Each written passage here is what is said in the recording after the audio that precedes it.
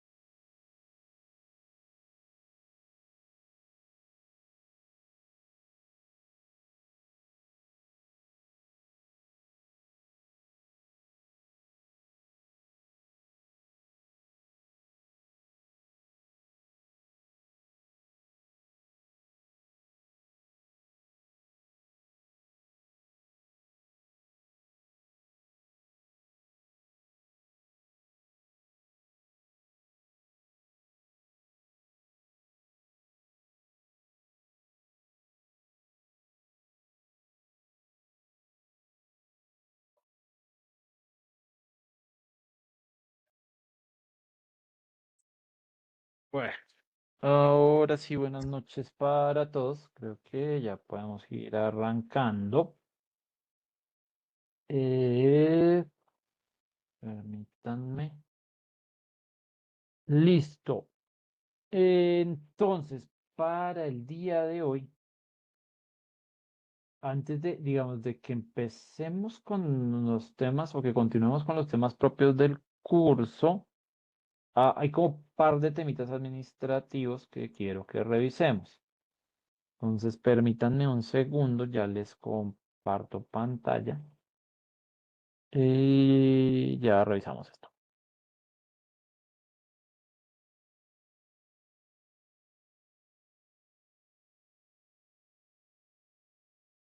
Ok. Listo. Porfa, me confirman si están viendo mi pantalla ahí. Sí, señor. Sí, señor. Vale, perfecto. Ok, listo. Entonces, el tema es el siguiente. Primero les había mencionado que aquí hay un tema con la disponibilidad de ciertos materiales de referencia, digamos, con los materiales de apoyo para el desarrollo del curso, básicamente las guías de las temáticas y demás, que no estaban disponibles. Eh, es decir, por ejemplo, si usted entra aquí a la unidad, espérenme, si estamos grupo 2, correcto. Usted entra aquí a la unidad 1, por ejemplo, lo lleva aquí a limpieza de datos. Aquí en material de estudio debería estar disponible la guía. Cuando usted le da clic a esto, lo único que le va a mostrar es como algunos materiales complementarios, pero no está propiamente la guía de desarrollo de la unidad 1. Eso lo hemos mencionado, que estaba ocurriendo como problema. Eso ya, digámoslo así, es de conocimiento del área de e-learning. De hecho, si mal no recuerdo, algunos de ustedes están conmigo en la otra materia de series de tiempo. Ahí el tema ya se arregló. Ya los materiales ya están disponibles, ya se pueden consultar y demás. En estos cursos de minería de datos no están disponibles aún. Entonces, eh, ya se está haciendo presión a e-learning desde el lado de la dirección de la especialización. Vamos a continuar haciendo presión, mandando correitos y mirando a ver qué ocurre. Eh, pero el tema es que, claro, la disponibilidad de materiales puede hacer afectación de sus tiempos de entrega. Nuestra primera actividad, si mal no estoy, lo decimos acá, está planeada para semana 2 y 3, es decir, para el 22 de febrero. Vamos a darle unos par de días a ver qué ocurre si nos arreglan este problema rápido, pero entendiendo que la disponibilidad de los materiales afecta su posibilidad de hacer los trabajos, de ir adelantando los trabajos, podríamos considerar el hacer una ampliación del tiempo de entrega para esa primera actividad. ¿Listo? Entonces, mm, es un tema que es como ajeno a todos nosotros, estamos tratando de solucionarlo, pero no vamos a permitir que eso, digamos, los afecte a ustedes. Entonces, no se preocupen por ese lado, podemos ajustar los tiempos de entrega. ¿Listo? Ese es el primer tema. ¿Vamos claros hasta ahí? Sí, profe, gracias. Vale, perfecto. Listo. El segundo temita administrativo es el tema de justamente actividades como la actividad 1 están en esta plataforma preconfiguradas para hacer actividades de tipo grupal. Eso desde el lado de Moodle, ¿cómo se entiende? Que Moodle tiene, digamos, una lista de participantes en donde están todos ustedes incluidos, listados, pues, para la redundancia, perdón, disculpen. Entonces, están ustedes ahí todos incluidos y Moodle tiene configurados o preestablecidos unos grupos, ¿sí? Moodle no le va a permitir a usted hacer entrega de las actividades que están configuradas grupales hasta que en el sistema se registre que usted hace parte de alguno de esos grupos. ¿Listo? Entonces, para que puedan ingresar a las actividades, hacer las entregas y demás, vamos a requerir que ustedes estén configurados como parte de algún grupo. ¿Listo? Ese es el punto fundamental de esto. Ahora, para evitarnos todos esos trámites de venga, envíeme cuál es el grupo, la lista de participantes y demás, y configurarlos y demás, temas que pueden ser un poquito engorrosos, se configuró acá, si ustedes están aquí en la página de bienvenida del curso, en la página inicial, se configuró esta actividad que se llama selección de grupo de trabajo. Ahí veo que algunos ya eh, registraron su respuesta. Entonces, esto básicamente lo que nos va a permitir es que usted seleccione el grupo, o sea, se hable con sus compañeros y digan, venga, vamos a seleccionar el grupo uno y nos vamos a hacer todos los 5, los 4, los 6, ¿sí? Entonces usted entra y cada uno responde y dice, ah, bueno, yo estoy en el grupo uno, dice guardar, y ahí usted va a quedar registrado como parte del grupo uno, si es el caso, lo que escogieron, el grupo 2 o el 3 o lo que sea. ¿Listo?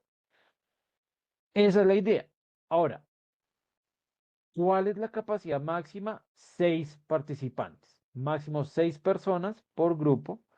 Y eh, la idea es que estas actividades están pensadas para que haya un trabajo grupal. Por un lado, porque le va a facilitar la carga académica. Y por otro lado, pues porque, bueno, hay habilidades que se desarrollan más en el trabajo en grupo y pues en su vida laboral usando estas cosas va a tener que trabajar en grupo. Entonces, viene de todo eso, también para hacer más fácil la carga de revisión y demás. Entonces, sé que puede haber situaciones complicadas de no, es que tengo, por situaciones laborales me queda difícil reunirme. Hay algunas otras formas asincrónicas en las que pueden dividir el trabajo y demás. Entonces, les los exhorto aquí. Creen grupo, que hagan parte de un grupo, si ven, digamos, algunos grupos con individuos faltantes, ustedes pueden aquí decirles mostrar miembros del grupo y pueden revisar quién es cada una de estas personas, contactarles y decirle, venga, puedo hacerme en su grupo, cosas de ese estilo, ¿listo?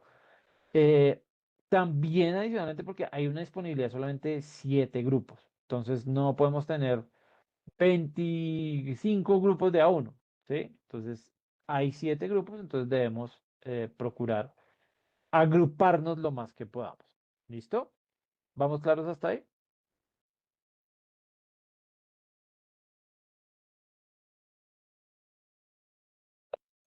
Sí, profe. Perfecto. Sí, señor. Listo. Entonces, importante que diligenciemos esta actividad. Plazo máximo, martes 17 de febrero, es decir, el martes de la otra semana, cerrando a las 23:59. ¿Listo? Esto para que podamos tener los grupos ya configurados para poder acceder a las actividades y demás. ¿Listo? ¿Alguna duda hasta este punto?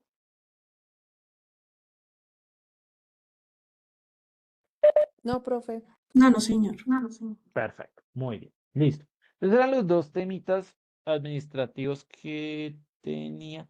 Bueno, hay otro y es respecto a un correo que les envié con la información del dataset que es, llamémoslo así, es como y el dataset guía para esta materia. Digamos que se pensó sobre ese dataset, pero como les mencioné la vez pasada, ustedes son absolutamente libres de usar el dataset que consideren relevante para su proceso de aprendizaje, para la aplicación de esto en su contexto, en su industria, en su empresa. Entonces, no hay problema, solo recordándoles que tengan cuidado con el tema de la anonimidad de la información, ¿sí? De la sensibilidad de la información.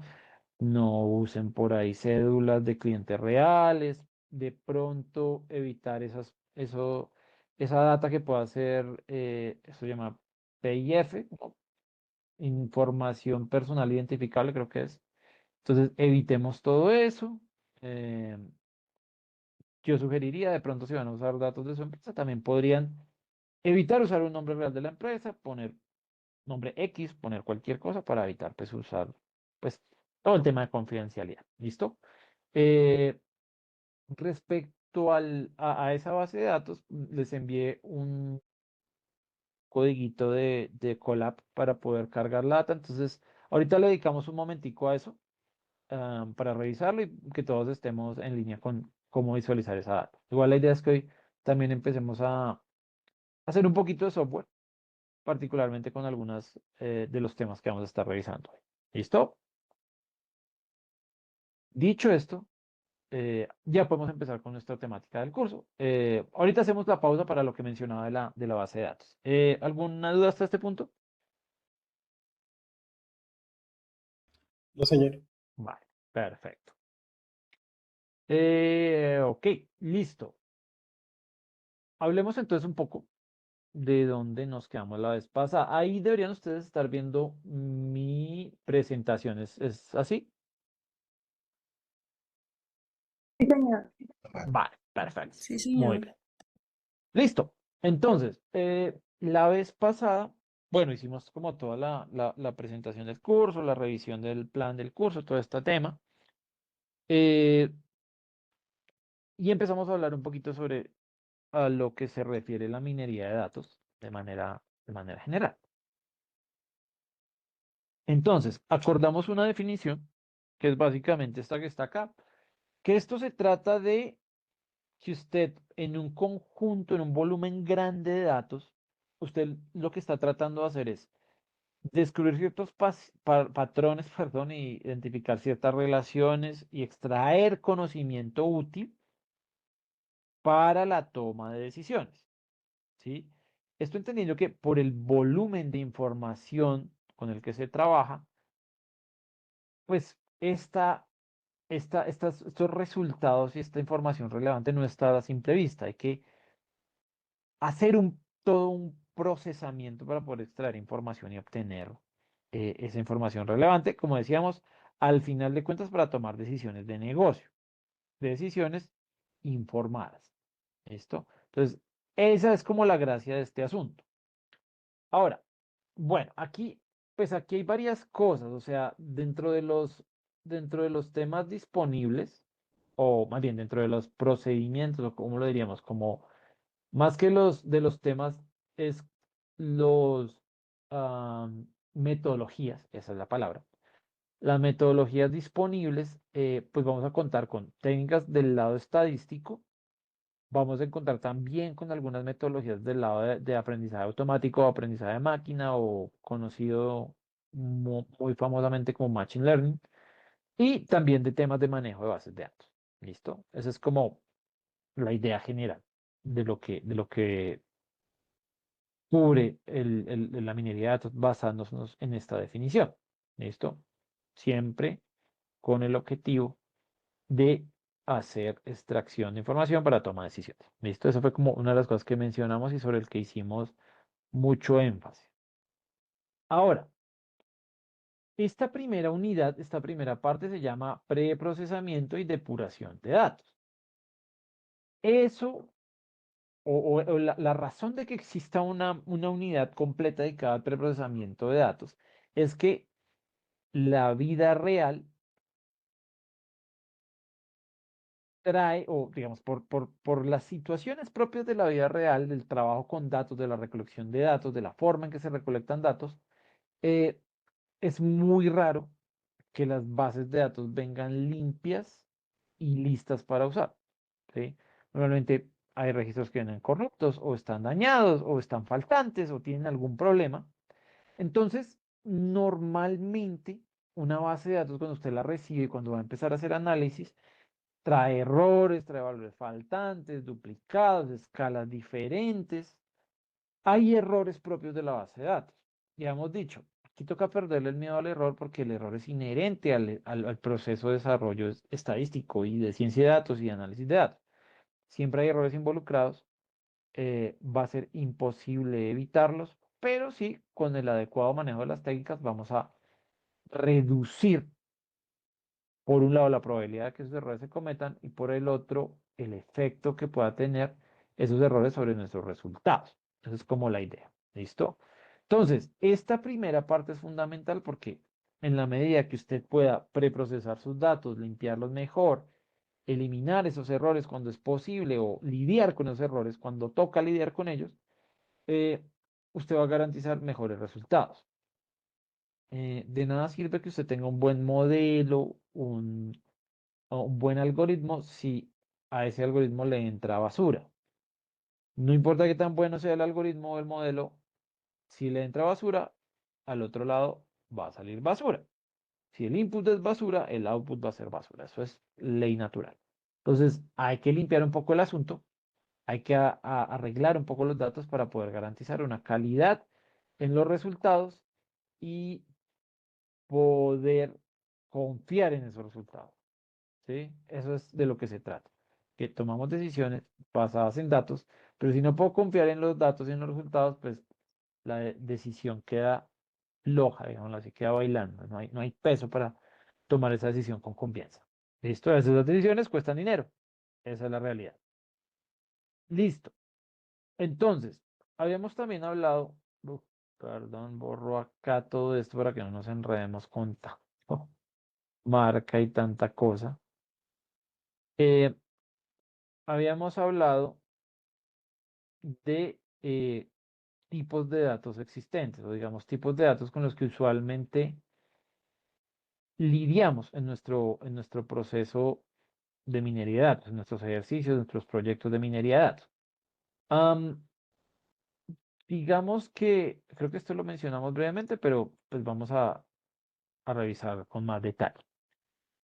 Entonces, digamos que el tipo de dato al que usted se va a enfrentar depende mucho del contexto del negocio, las características del negocio, de lo que usted mida, de lo que se trate el negocio en particular.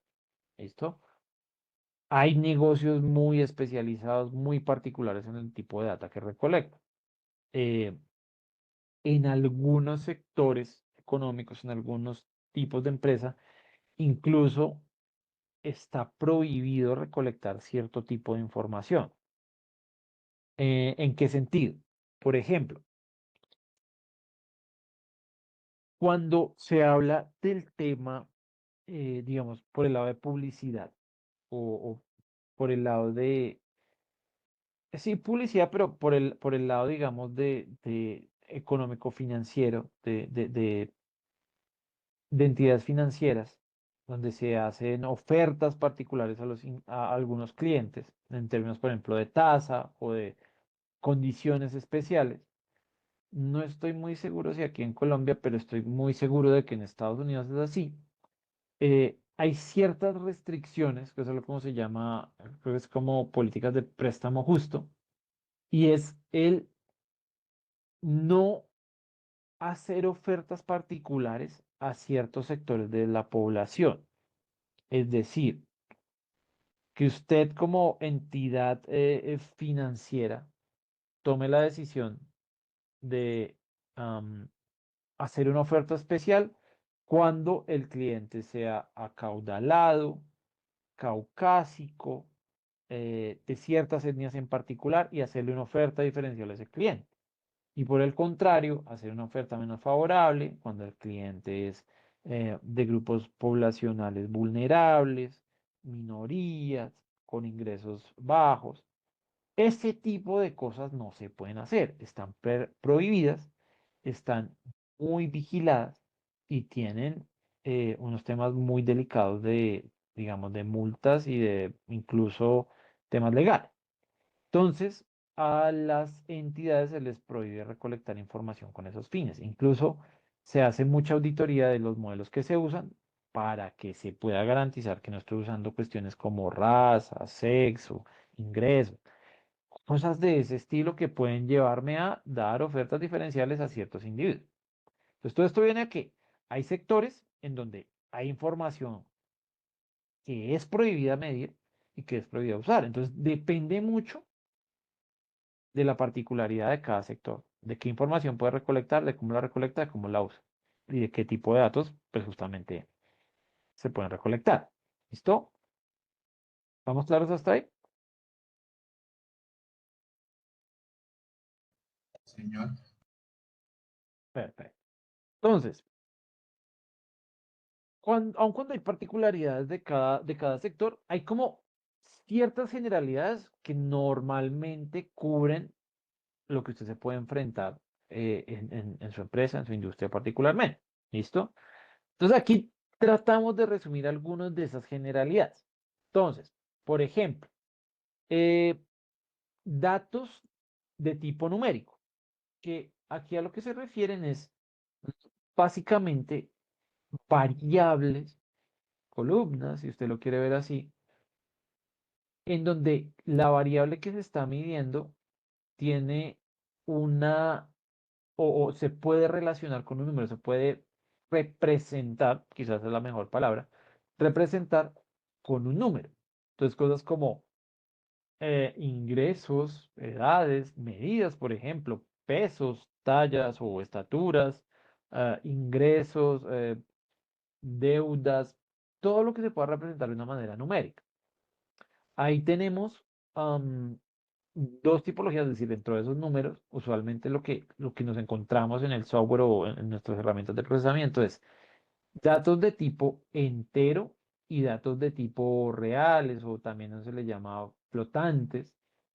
Esto a lo que se refiere básicamente es en datos de tipo entero, eh, yo voy a tener, de nuevo, aquí estamos en temas que son representables con valores numéricos. Entonces, en estos datos de tipo entero, con lo que yo me voy a encontrar es con variables que por su definición no admiten valores intermedios.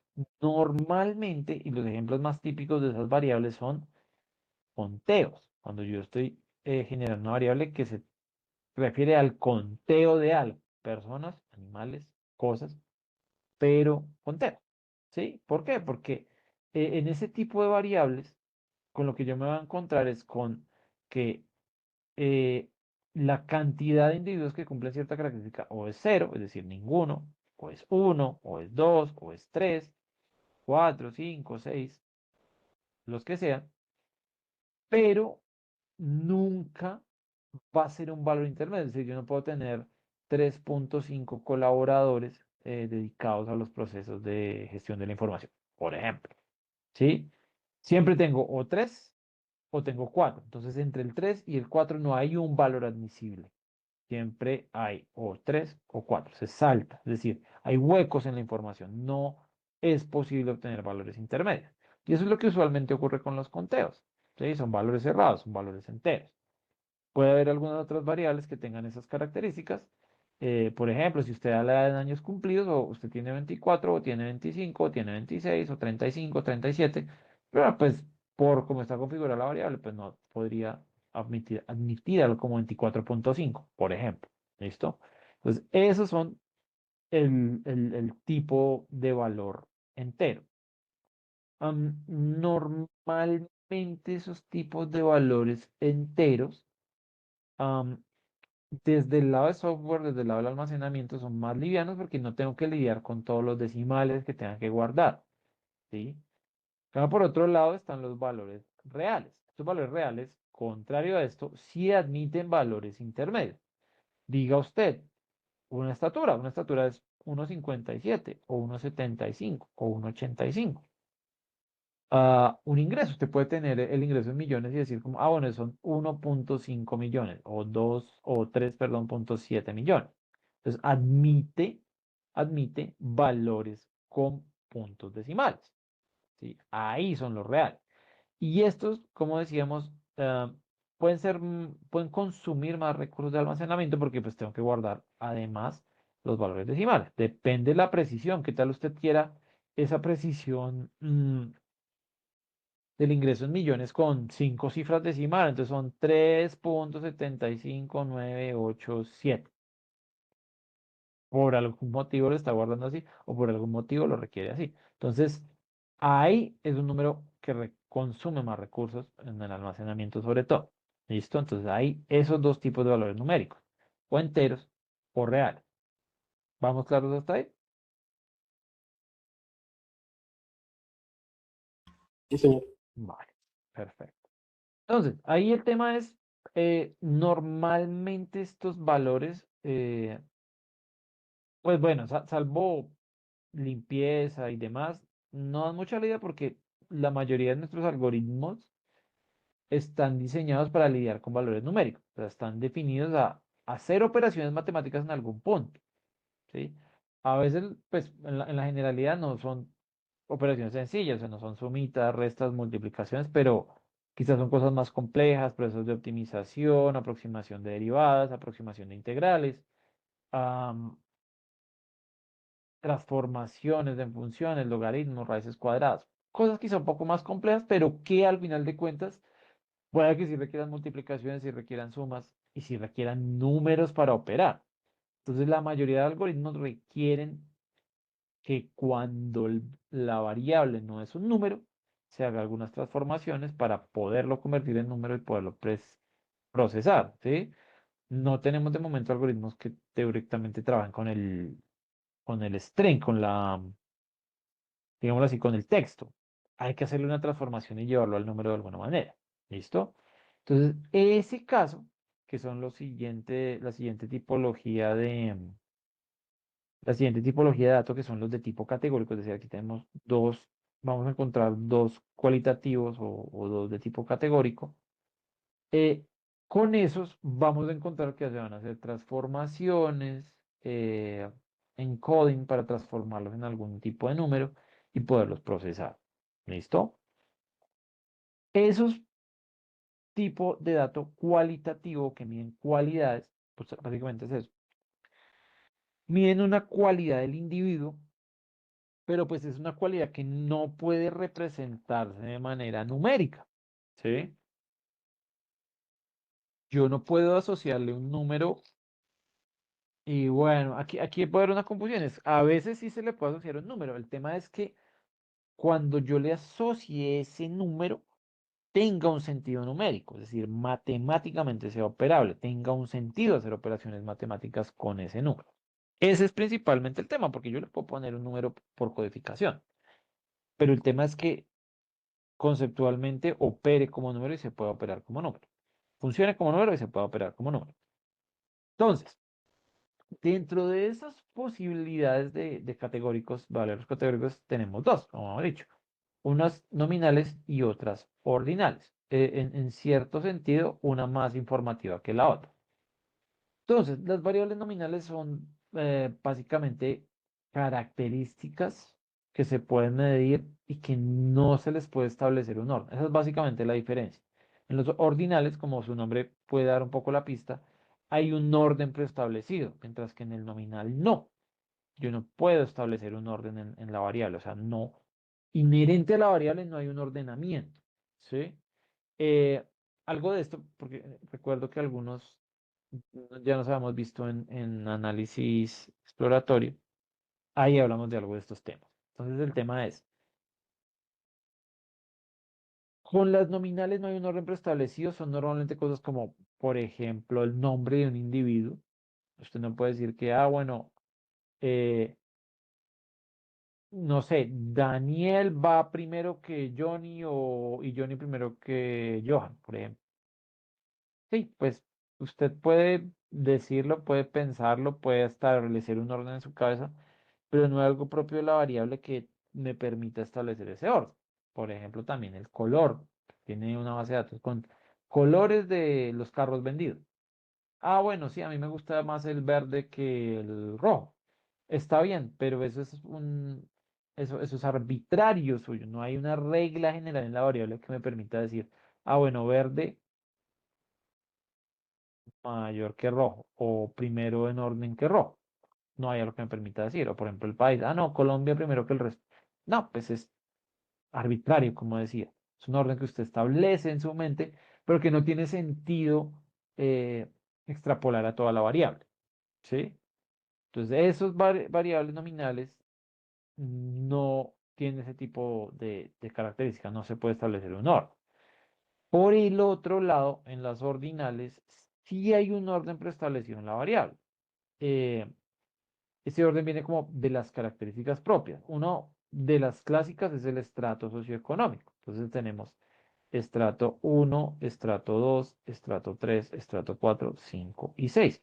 Y usted puede establecer un orden propio en la variable sobre esos valores posibles. Usted puede ordenar de acuerdo al estrato. Puede ordenar toda la base de datos de acuerdo al estrato. Porque está preestablecido así que hay un ordenamiento natural en la variable. Ese es como más directo porque está asociado de una vez a un número. Ahora, importante mencionar que el hecho de que aquí un número esté o que la variable esté codificada como un número no significa que tiene propiedades numéricas. No significa que yo puedo sumar a un individuo de estrato 2 con un individuo de estrato 3 y eso me da un individuo de estrato 5.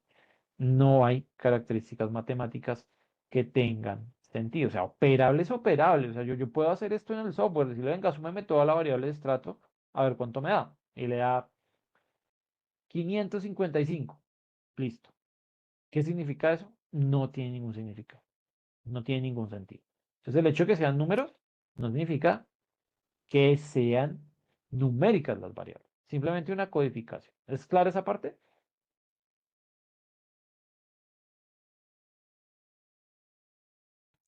Sí, señor.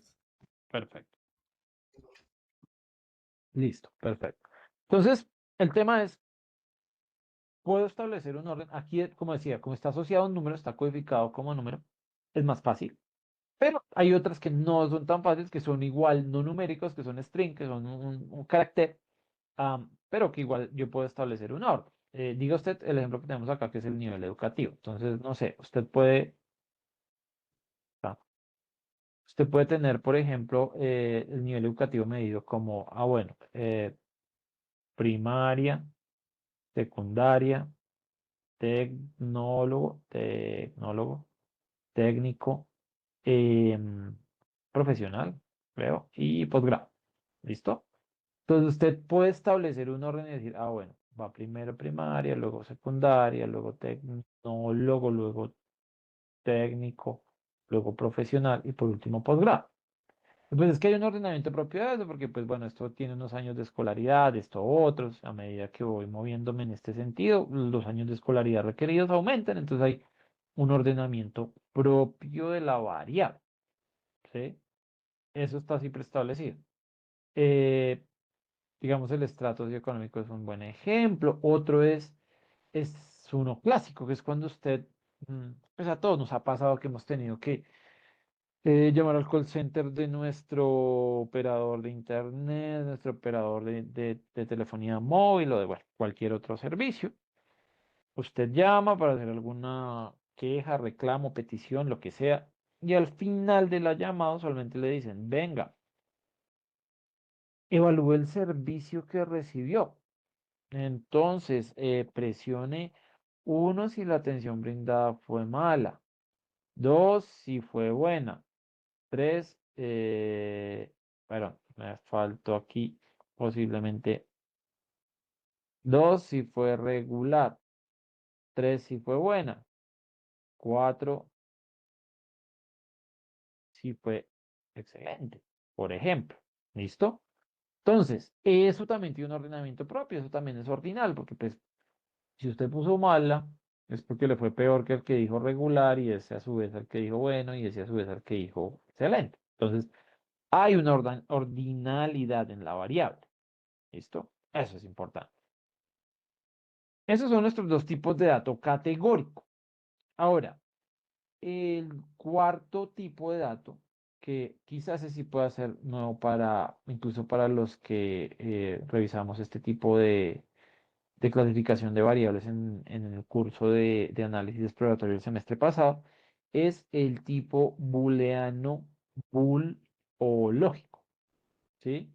Entonces, esos son tipos de datos en los cuales hay como una idea de que se cumpla alguna característica. ¿Sí? Entonces, normalmente esas variables toman valores verdadero o falso, o a veces también se codifica como uno para verdadero, cero para falso.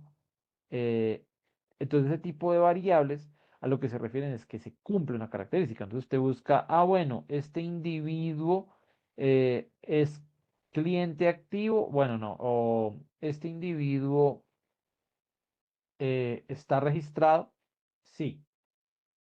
Entonces es verdad, este individuo no está registrado, no, entonces es falso. ¿Listo? Entonces toma valor verdadero o falso, usualmente dependiendo que se cumpla una característica. Esa es como la lógica que existe detrás de ese tipo de variable. A veces, digamos, desde el software, puede que no sean variables que yo registré, digamos, se puede dar ese caso, claramente, que usted registre el verdadero o falso, pero a veces no son necesariamente variables que yo registre, sino que son resultado de alguna operación. O sea, por ejemplo, usted eh, recibe su data y va a verificar el ingreso. Entonces, corre una función que le dice, bueno, es un ingreso grande y para el contexto de su data, grande es mayor a 5 millones, por ejemplo. Entonces, es mayor a 5 millones, entonces corre usted esa función y el resultado de esa función es verdadero si es mayor que 5 millones o falso si no lo es. Entonces, a veces son datos que se crean en el procesamiento. ¿Listo?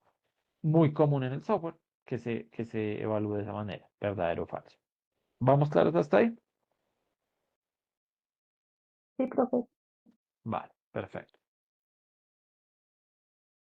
Digamos que hasta ahí, en esos cuatro tipos de variables, tenemos como información, estos cuatro, perdón, el booleano. Tenemos información que es común, es lo que obedece normalmente a la data estructurada, que es básicamente esta data que usted puede guardar en una estructura fila-columna, como un estilo hoja de cálculo, pensándolo así, ¿sí? Ya vienen de pronto otra data mucho más compleja, que es la data no estructurada. Entonces ahí se pueden incluir diferentes ejemplos. Normalmente se refiere a texto libre.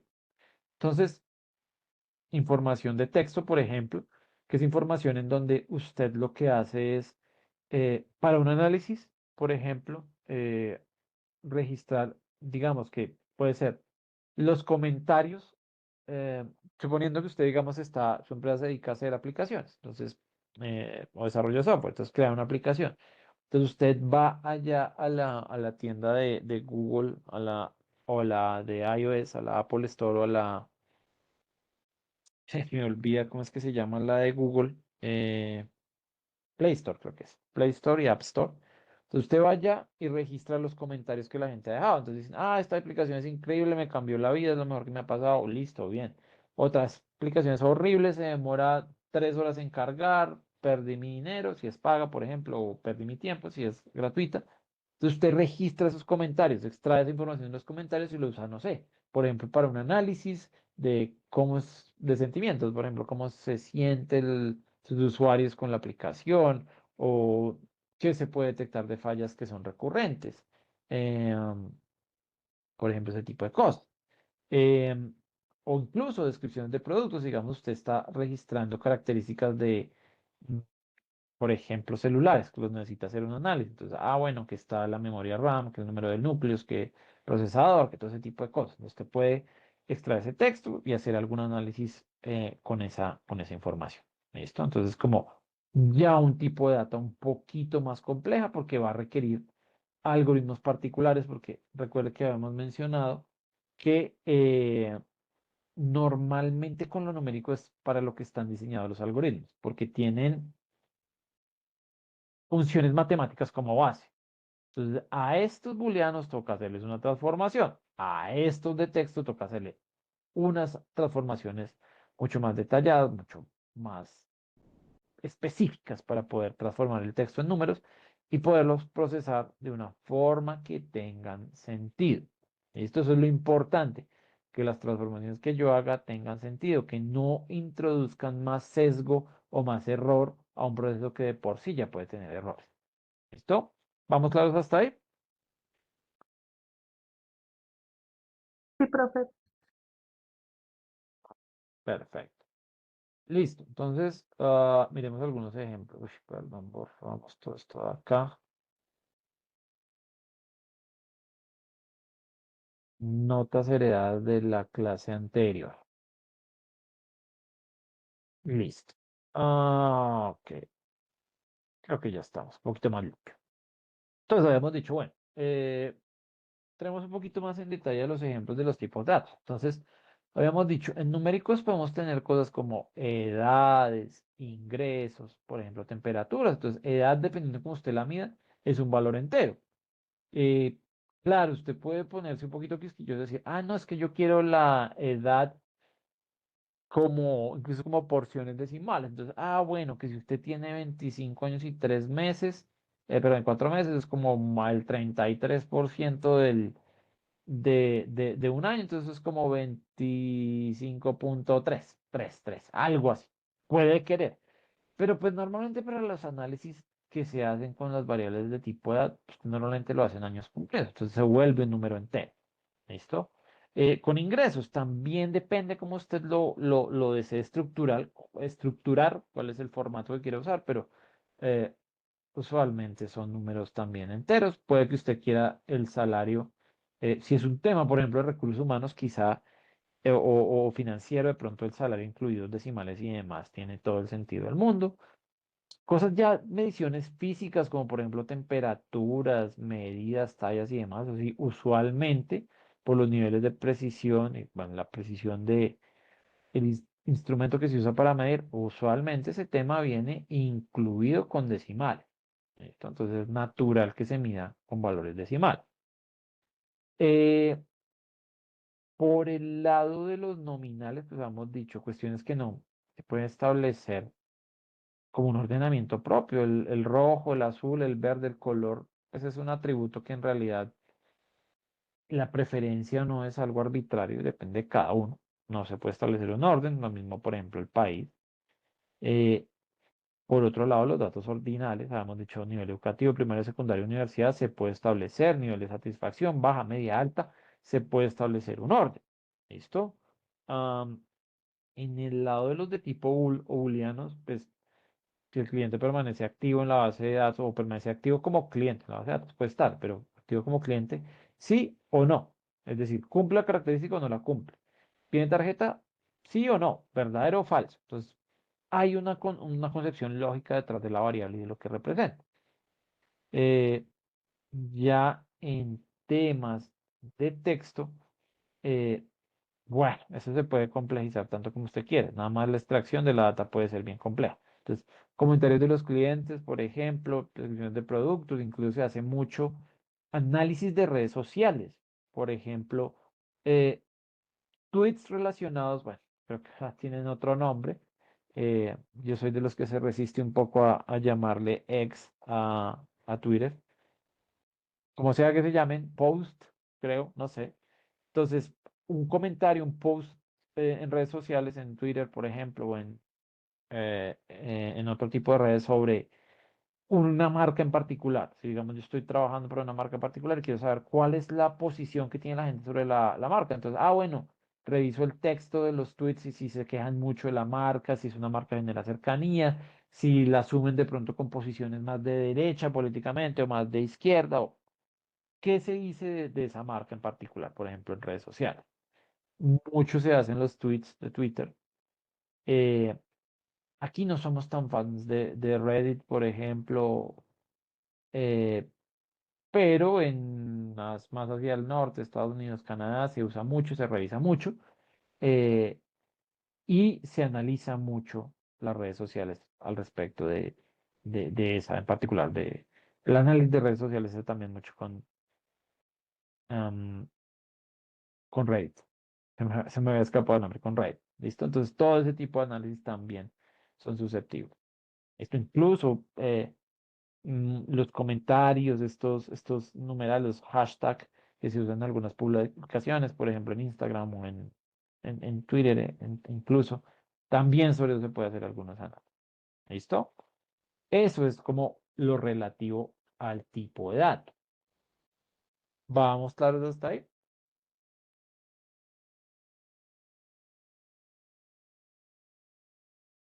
Vale. Sí, Eso sí, está señor. perfecto. Listo. Entonces, con esas tipologías de datos, digamos que, eh, pues es lo que dentro de la generalidad, como les decía, puede haber cosas muy particulares de cada negocio. Puede que usted, no, es que yo mido poblaciones microbiológicas que están en miles de millones de unidades y bueno, puede ser, ¿sí? Pero digamos que en la generalidad nos vamos a enfrentar usualmente con estos tipos de datos. ¿Listo? Entonces, ahora, y sus datos, así como están, que usted, digamos, es importante muchas veces identificarlo, también para la producción de resultados, ¿sí? Estoy pensando en que, por ejemplo, sobre todo la ordinalidad de la data es algo que es importante que usted muestre en sus resultados. Por ejemplo, si está haciendo gráfica, si usted va a hacer una gráfica de barras en donde, pues digamos que me duele un poco. Normalmente con este tipo de datos categóricos, sin ningún preprocesamiento, lo que usted puede hacer es hacer conteos, es decir, cuántos con primaria, cuántos con secundaria, cuántos con educación universitaria dentro de mi base de datos, cuántos con satisfacción media, alta y baja, ¿sí? Eso es lo que usted puede hacer sin ningún preprocesamiento previo, sin ninguna transformación o encoding o alguna cosa de ese estilo. Dados esos conteos, construir esos conteos, es importante que si, por ejemplo, usted va a crear un gráfico de barras para mostrar esos conteos, es fundamental que haga uso de la ordinalidad propia de la variable. Es decir, si yo voy a estar hablando de satisfacción baja, media o alta, estaría bueno que si mi gráfica es, por ejemplo, algo así, que yo use en el eje esa ordinalidad. Es decir, bueno, el primero que aparece debe ser baja, el segundo sea media y el tercero sea alta, ¿sí? Porque primero que todo, obedece a la estructura propia de la variable y segundo, para presentación de resultados es lo ideal. Si sabemos que hay un ordenamiento propio, yo siempre voy a buscar eh, el menor en esa estructura, en ese ordenamiento a la izquierda, luego a la derecha, y me voy moviendo hacia la derecha en ese ordenamiento propio de la variable. Entonces, pues, claro, usted nadie le pide poner alto primero, luego bajo y por último medio. No, pero recuerde que usted presenta resultados y debe tener un sentido de la variable. Caso diferente es, por ejemplo, en categóricos nominales que no hay una estructura propia, entonces se puede simplemente dejar con un ordenamiento natural por cómo aparece en la base de datos, como el software lo genera, o alfabético, por ejemplo, pero en estos casos sí tiene mucho sentido ah, preservar el orden en la presentación de resultados. ¿Listo? Entonces es importante. Es también importante conocer el tipo de datos que tengo en mi base de datos, en mi dataset, porque pues ahí usted ya sabe cómo para dónde va, qué puede hacer, qué tipo de análisis, qué tiene sentido, si hay categóricas, toca transformarlas o incluso puede pensar en que, bueno, yo estoy pensando en un algoritmo que solo admite numéricos, pero el 80% de mis variables son de tipo categórico, entonces ya me toca olvidarme de ese algoritmo, ¿sí? Ese tipo de cosas, ¿sí? Es importante tener un buen preconocimiento de mi base de datos. No empezar a hacer cálculos, aplicar algoritmos y generar resultados sin ni siquiera saber qué es lo que tengo disponible. ¿Listo? ¿Vamos claros hasta este punto? Sí, profe. Bueno. Ahora, decíamos, bueno, usted estableció y conoce su base de datos, sabe qué tipos de datos hay, cuáles hay disponibles y todo el tema, pero hay que acordarnos que, digamos que todo o que puntualmente uno de los objetivos de esta primera unidad es resolver o al menos identificar algunos de los problemas propios que traen las bases de datos por definición. Entonces, uno de esos problemas es el tema de los valores nulos, ¿sí? Yo puedo conocer muy bien cuál es la tipología de variables, pero eso no me blinda de la presencia de ciertos errores. Uno de esos errores son los llamados valores nulos. ¿Listo? Esos valores nulos, digamos que en general lo que representan es valores faltantes en una o en varias de las variables disponibles. ¿Sí? Entonces, ¿qué ocurre? Por procesos naturales de la recolección de datos, puede que existan valores faltantes o valores faltantes en algunas o en varias de las variables. A veces eso es porque usted en su proceso de recolección, es un proceso manual en donde alguien debe llenar un resultado en una tabla, entonces está ahí la tabla, está el ID del individuo, está la variable 1, y alguien tiene que ir individuo por individuo 1, 2, 3 y 4, y ir registrando la variable, ir registrando el valor de la variable, digamos que es ingreso, entonces 1 millón, 2 millones. Y por algún azar de la vida, la persona no se saltó el individuo número 3 y esto quedó faltante. ¿Listo? Entonces, en ese proceso de recolección se fue esa variable con un dato faltante. ¿Sí? O en procesos un poco ya más automatizados, puede ser eh, que obtenga un pipeline de datos en el cual se recoge información de fuentes externas.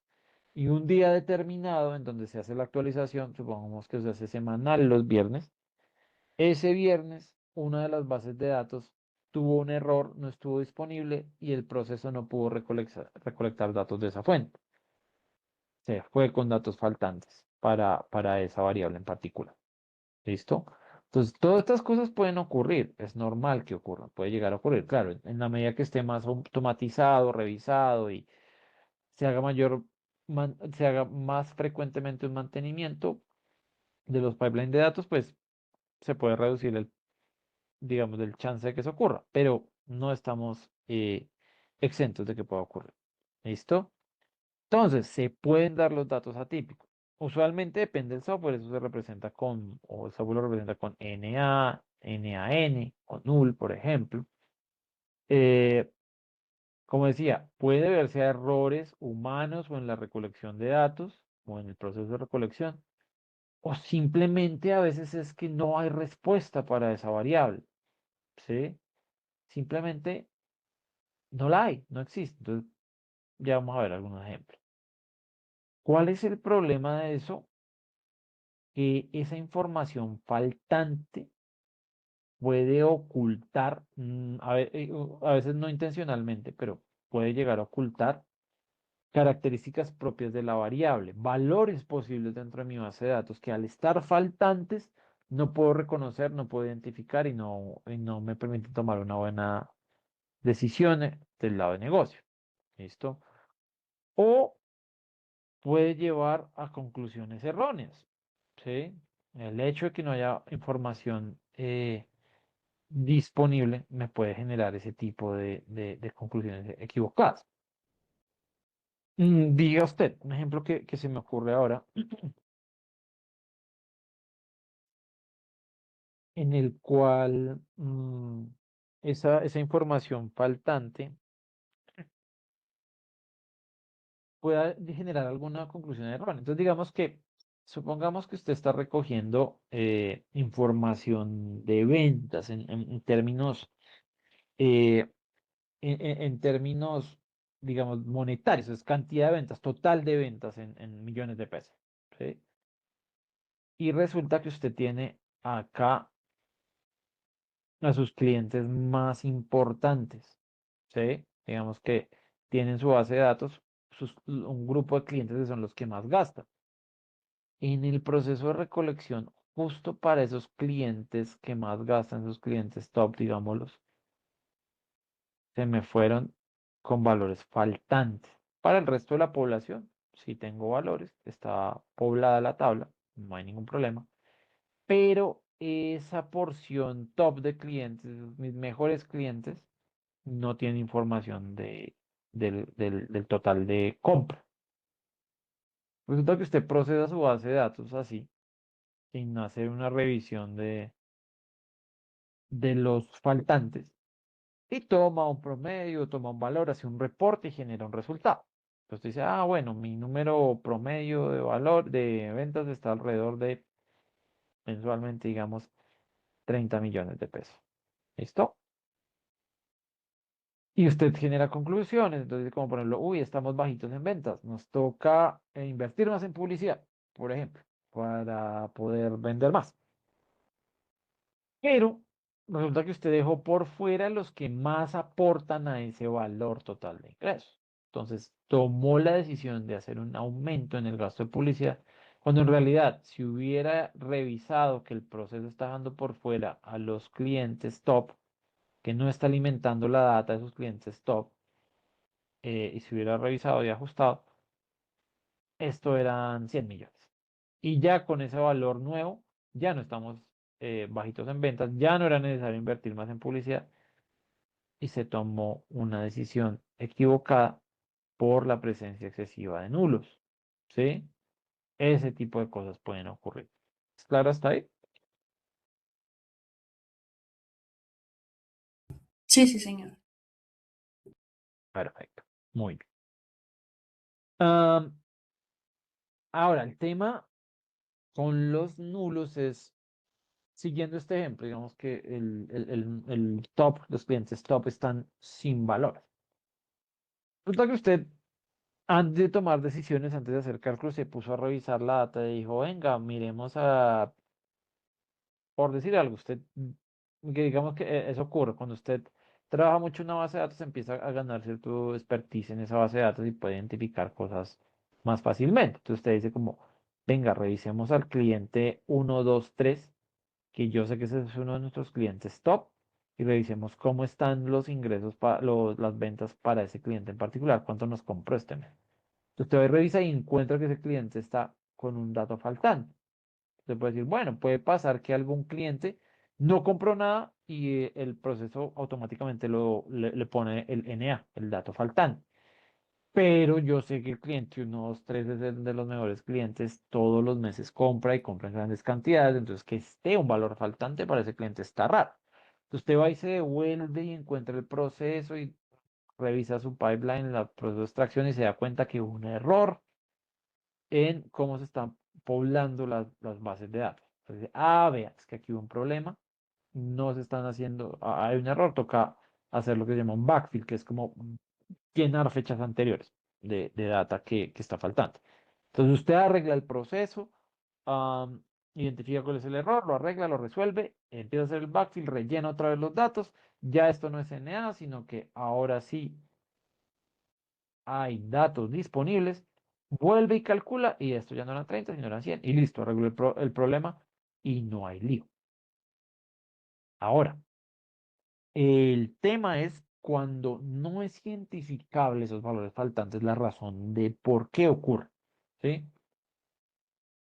A veces, a veces eso puede ocurrir simplemente porque se pierde la información en un punto y para usted no es posible devolverse a rastrear en donde ocurrió.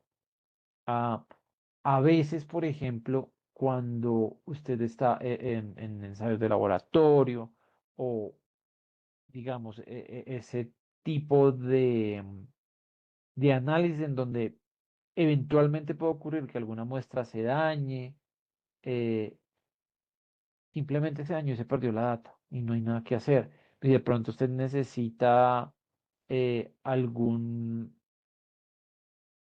necesita usar algún químico particular o algún eh, para el análisis, para el ensayo, para el experimento necesita usar una materia prima particular y eso es muy costoso, luego no se puede repetir o ya esa muestra dañada ya no se puede repetir, toca desecharla. Es imposible arreglar el tema del nulo. Sí, o sea, ya se perdió, ya no hay nada que hacer, toca vivir con ese valor nulo ahí. No hay nada que se pueda hacer para reconstruirlo, para ajustarlo, ni nada de esas cosas. ¿Listo? Pasa a veces, puede pasar. Entonces, a veces no hay forma de, digámoslo así, reemplazar el nulo o rellenar la data.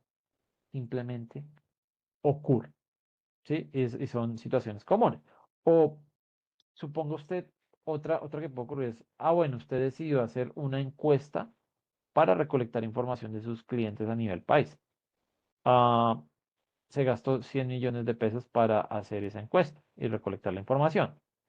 Por algún motivo, cuando estaba rellenando la información, como en este caso, una de las variables se fue con algunos nulos, no se registró la información, se perdió la información. Cualquier situación que pueda ocurrir. Listo, se quedó el nulo ahí. Usted no se puede volver a gastar otros 100 millones de pesos para ir a reponer esa información perdida o tratar de reemplazarla. Simplemente no es posible. No tiene sentido. Económicamente no se puede hacer. Entonces, toca dejar el nulo ahí y convivir con ese valor nulo. Ya vamos a ver qué más adelante qué significa convivir con ese valor nulo. O sea, qué se puede hacer al respecto. ¿Listo? Pero esas son situaciones que se pueden dar. Simplemente no es posible arreglar el tema. ¿Sí? A veces porque no es identificable, a veces porque genera costos extra que no me permiten hacerlo. ¿Listo? Entonces eso es importante tenerlo en cuenta. Vemos algunos ejemplos de dónde se dan los valores nulos. Entonces,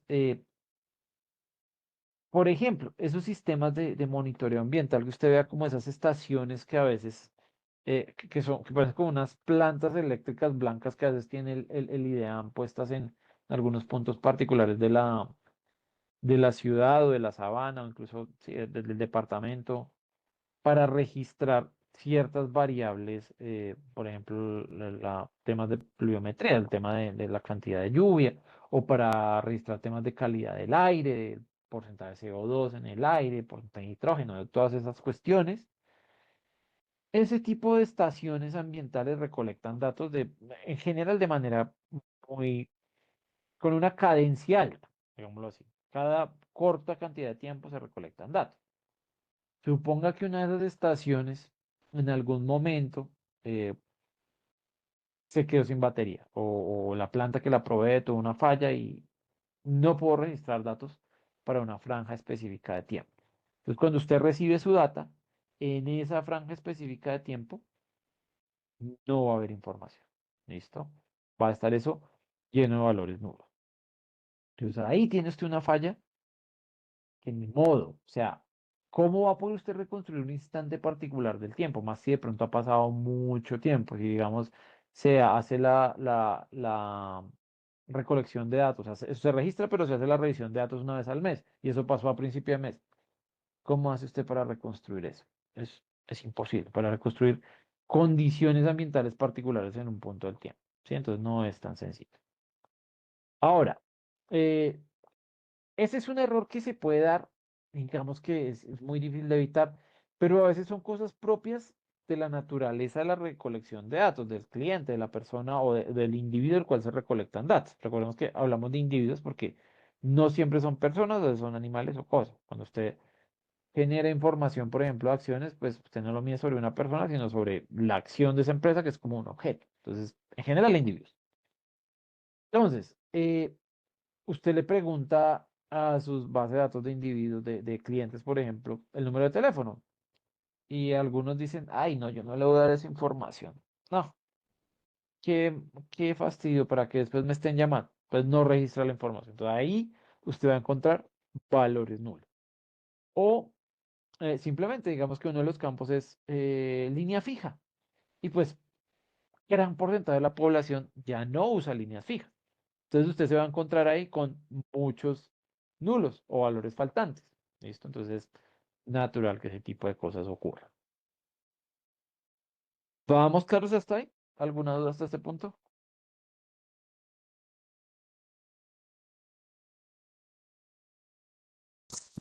Profe, una consulta.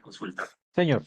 Ahí en el ejemplo que está dando del número de fijo, Sí. si pues quedan los valores nulos ahí, si yo quisiera como completarlos, ahí cuál sería como la mejor estrategia para completar esos números.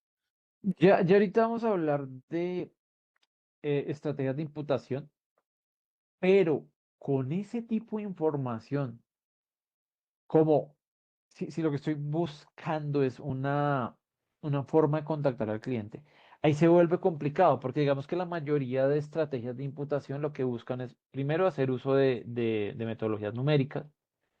Entonces, al ser el número un identificador, el número de teléfono, digamos, un identificador, así sea un número 3 15 2 22 eso no es operable matemáticamente. Entonces, no va a haber una forma en que yo obtenga lo que tenga sentido.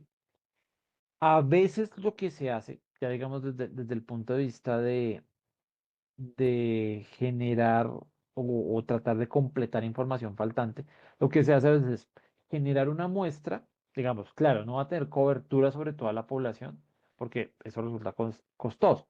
Entonces, lo que hago es tomar, por ejemplo, una muestra de la población de manera aleatoria, digamos que son 100 clientes y tomo de manera aleatoria 10, perdón, y de esos 10 voy a buscar de manera insistente cómo contactarlos. Si de pronto en vez de número tengo correo o conozco dónde es la ubicación del cliente, la oficina, voy, lo busco y recolecto la información. ¿Sí? Esto con la finalidad de no gastar una gran cantidad de recursos de una base muy grande de clientes, sino que tratar de completar la información de algunos clientes en específico. ¿Sí? Pero por el lado de herramientas de imputación, cosas como números, identificadores, no son sencillos de imputar. Es decir, no se puede correr un algoritmo y demás, pero los resultados no tendrían sentido si lo que se busca es, por ejemplo, un punto de contacto, una forma de contactar al cliente. ¿Listo? Listo, sí, señor, muchas gracias. Vale, perfecto. Listo. Entonces, hablemos un poquito desde el lado del software, cómo se ven esos valores nulos. Depende mucho del software que usted esté usando, pero pues hay algunas similitudes. Por ejemplo, desde el lado de R. En el lado de R, los nulos, usted carga su base de datos y R identifica un hueco, un faltante, los va a nombrar, los va a mostrar como NA, que eso viene de not available o dato no disponible. ¿Sí? Así es como usted lo va a ver en su base de datos de R. Y respecto a eso, existen algunas funciones como is.na, que es una función que me permite detectar dónde hay valores nulos. Una función como esta va a tener de salida, justamente como el ejemplo que mencionábamos antes, un booleano o un bool. Entonces, donde haya un valor NA o un valor nulo, el bool me va a decir verdadero y donde no, me va a decir falso. Entonces, así me permite identificar, pues, no solo la existencia, sino a veces también incluso el índice, es decir, en qué punto puntual de mi base de datos, para la redundancia, punto puntual, qué lugar de mi base de datos está ese nulo, por ejemplo. ¿Listo? Por el lado de Python, Python pues puede depender también de la librería, pero en general en Pandas y NumPy hay como dos posibilidades. Una es NaN, que viene de not a number, o esto no es un número, y none, a veces simplemente lo da como none. Ambos representan un valor nulo. Y por el lado de Python, que vamos a ver un poquito más adelante del uso del software, están cosas como isNull, que es similar a este, para identificar si es o no es nulo, también con una salida tipo booleana, verdadero o falso, y fill o punto fill NA, que este me va a permitir justamente hacer un proceso de imputación. Imputación se le conoce pues a reemplazar el valor perdido, el missing, el nulo, por un valor, y aquí es donde viene lo importante, que tenga sentido. ¿Sí? Porque yo puedo reemplazar por cualquier cosa, pero la gracia aquí es que ese null tenga sentido. ¿Listo?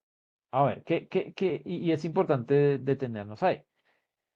¿Qué significa que ese null tenga sentido? Es como el ejemplo que hablábamos ahorita de, por ejemplo, imputar el valor del teléfono con un promedio. Claro, el promedio de los otros teléfonos me va a poder dar un número, pero vaya usted a intentar marcar ese número y no va a conectar con nadie porque ese número puede que ni siquiera exista. O si de casualidad existe, contactar con otra persona o con otro individuo que no tiene nada que ver con ese cliente en particular. ¿Listo? Entonces debe tener sentido ese procedimiento de imputación. Habíamos mencionado, voy a irme un poquito aquí a al tablero, al OneDrive. Habíamos mencionado que esos valores nulos o faltantes tienen un efecto bien particular en poder generar errores o en malas tomas de decisiones o generar sesgo, variar mi data, generar sesgo en mi data. Por ejemplo, vamos que tenemos nuestra base de datos con una primera variable que, por ejemplo, sea la edad del individuo, una segunda variable que sea, por ejemplo, los ingresos del individuo, la ciudad de residencia y pensémonos otra que sea, ay, perdón, el género del individuo, ¿sí? Femenino o masculino para hacerlo un poquito más sencillo. Entonces supongamos que tenemos varios individuos aquí registrados. Entonces, bueno, y otra más, un identificador del individuo, como la cédula, bueno, un código que uso internamente para identificar. Entonces, supongo que tenemos por aquí el individuo 1, 2 y 3. Ese es su código. Entonces, este individuo, en edad, digamos que tenía 36 años. En ingresos, no hay nada. Faltante el valor del individuo. No nos dio valor de ingresos. En ciudad, este individuo es de la ciudad de Bogotá. Y en género es de género femenino. ¿Listo? Esto es algo muy común cuando se hace recolección de datos, porque aquí no, aquí en Colombia quiero decir, no hay mucho una cultura de la importancia de la información, por ejemplo, para tomar decisiones políticas, económicas y demás. No existe mucho la cultura, entonces es difícil. ¿Listo? Entonces a veces pasa mucho, la gente dice, uy, no, yo no le voy a dar mis ingresos, mi sueldo ni nada, porque después eso es porque vienen a robarme o porque vienen a cobrarme más impuestos después. Entonces yo no digo nada, no respondo y hay este tipo de situaciones. Entonces, la imputación debe ser algo que tenga sentido. Digamos que si estamos aquí hablando de miles de millones, perdón, de miles de millones de pesos, yo puedo imputar con lo que yo quisiera. Es decir, yo puedo decir, bueno, a este individuo le va a poner cero. Y ya, listo, con eso hice la imputación y ya mi algoritmo corre sobre lo que quiera, lo que sea que vaya a hacer sobre esa variable. Pero, ¿qué efecto puede tener esa imputación tan arbitraria con un valor cero? Recordemos que a veces, o más bien no es, recordemos que hay ciertas medidas que se influencian por valores atípicos y valores raros como ese. Entonces supongo que aquí tengo el valor, el individuo 279, que ese individuo tiene un ingreso, lo reportó, de 1.000.000 de pesos, y tenemos el individuo 685 que tiene un ingreso de 2.000.000 de pesos. Entonces estamos todo alrededor de los 2.000.000, 1.000.000. Entonces, cuando yo hago un cálculo, por ejemplo, de un promedio sobre esta variable, este cero, el cual yo imputé ahí de manera arbitraria, va a generar que el resultado sobre esa variable se mueva hacia el cero, simplemente por el hecho de que el promedio no es una medida robusta. Esos valores atípicos van a generar que el promedio se aleje de estos valores cercanos al 1 o 2 millones y se acerque más al cero. Entonces puede ser que la mayoría tienen valores de 1 o 2 millones, pero por el efecto de ese cero, mi promedio me da 500.000 pesos. ¿Listo? Entonces, esas imputaciones arbitrarias pueden tener efectos sobre los resultados que yo tengo. ¿Sí? No solo es el hecho del faltante, también es el hecho de hacer imputaciones sin un sentido y sin una lógica. ¿Listo? ¿Me siguen hasta ahí? Sí, sí, señor. Perfecto. Lo mismo cualquier otra cosa. Usted decir como, no, venga, pongamos un -1 ahí. Lo mismo. Eso puede tener ciertos efectos y puede generar distorsión en la data, en los resultados. ¿Listo? Volvamos a nuestra presentación. Y listo, continúo después de ese paréntesis. Listo, hay otro software como en SQL donde simplemente es null. ¿Listo? Y uno pone, o sea, hay herramientas similares como eh, ahí creo que es isNull, por ejemplo, la que se puede usar, y me dice verdadero o falso si eso no es null. Y en otras herramientas tipo hojas de cálculo, tipo Excel o las hojas de cálculo de Google, las celdas normalmente aparecen simplemente vacías o con este código. NaN, que también viene de not a number o not available, not available, perdón, pero pues con esta codificación de un numeral antes y de un slash ahí metido en la mitad. Pero tiene el mismo significado. Igual normalmente lo que ocurre es que como es normal que usted exporte data desde Excel, perdón, que importe data desde Excel en Python, tanto en Python como en R, hay como, llamémoslo así, está como está configurado para entender estos NA y transformarlos en NA sin el código o transformarlos en NaN en el caso de Python. Esto está todo muy conectado, está diseñado para entenderlos y transformarlos dentro del lenguaje en el que usted está haciendo la importación. ¿Listo? Perfecto. Entonces, ahora, el tema con los nulos es listo. Digamos que, por ejemplo, en este ejemplo de acá vimos cómo tiene efectos en los resultados, la presencia del nulo, pero también la imputación tiene un efecto sobre los resultados. ¿Listo? Entonces el tema ahora es, bueno, sí, yo ya sé que eso es grave, o sea, es un tema que no es menor, eh, puede generar errores, pero el tema es, sí, está bien, puede generar errores, pero, ¿y entonces qué hago?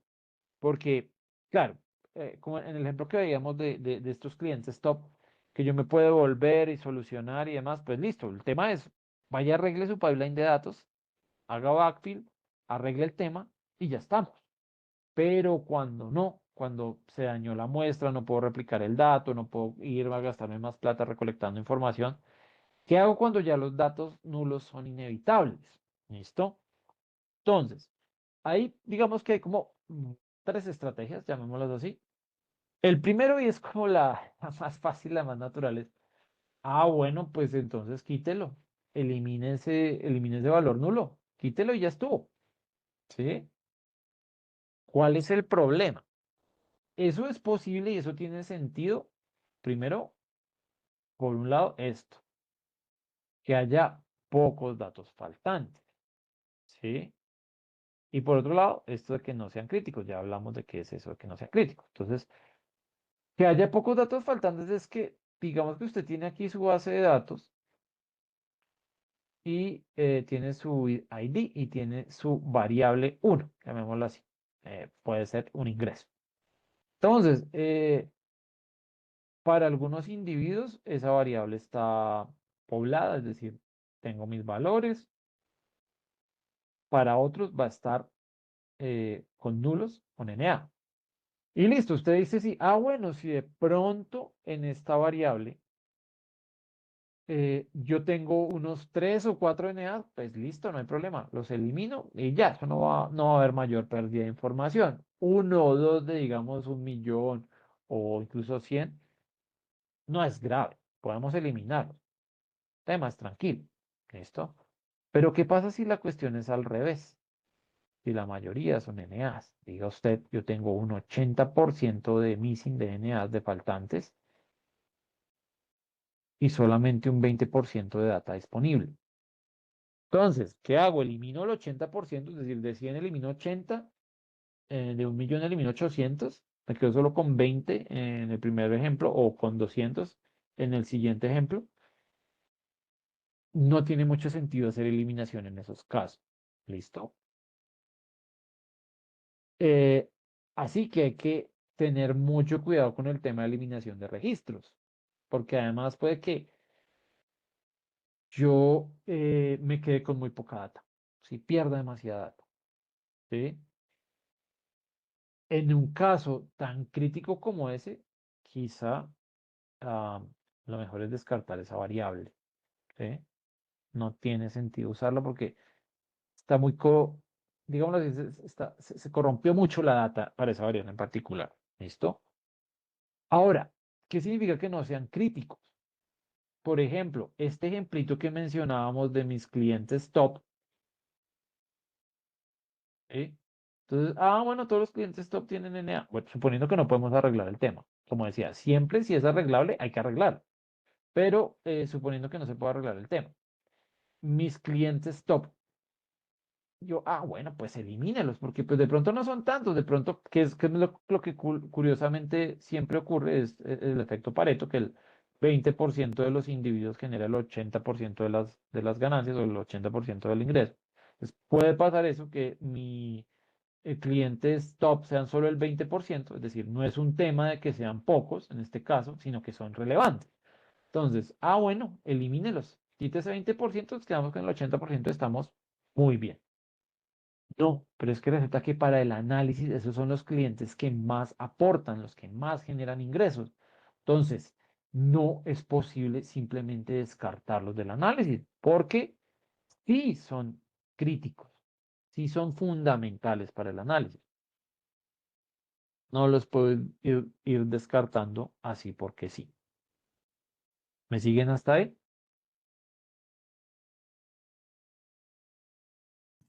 Sí, señor. Perfecto. Ahora, tiene esto un efecto adicional, porque digámoslo, voy a irme al tablero para que lo veamos. Aquí hay un efecto adicional y es que cuando yo hago eliminación, bueno, ¿qué ocurre en la vida real? Normalmente nosotros los procedimientos que vemos en las diferentes materias que cursamos están pensados de manera univariada. Eso lo que quiere decir es que, bueno, yo aplico esto una variable a la vez. Entonces, si tengo que sacar información, por ejemplo, el promedio, entonces lo hago para la variable 1, luego para la 2, la 3 y así sucesivamente. La vida real, como decía uno de mis profesores, decía, la vida real es multivariada. En la vida real yo no recolecto y trabajo una variable a la vez. En la vida real, si yo voy a gastarme 100 millones de pesos para una encuesta, cuando hago recolección de información, pues no voy a gastarme esos 100 millones de pesos para recolectar una única variable. No, pues de una vez recolecto todo lo que puedo, así optimizo el proceso. Entonces en la vida real uno tiene una única variable, sino que tiene varias al tiempo.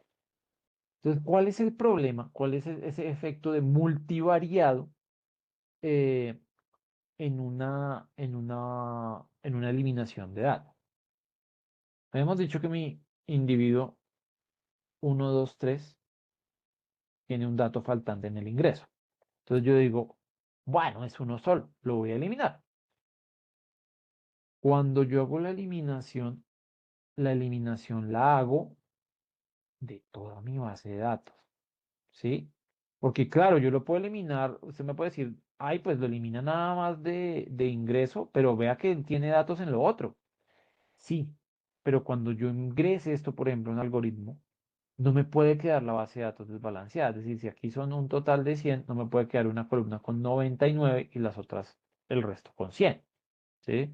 Entonces, en ese caso, el individuo es descartado en la totalidad de las variables, por ejemplo. ¿Listo? Entonces, ahí no solamente lo perdí de una variable, lo perdí de todas.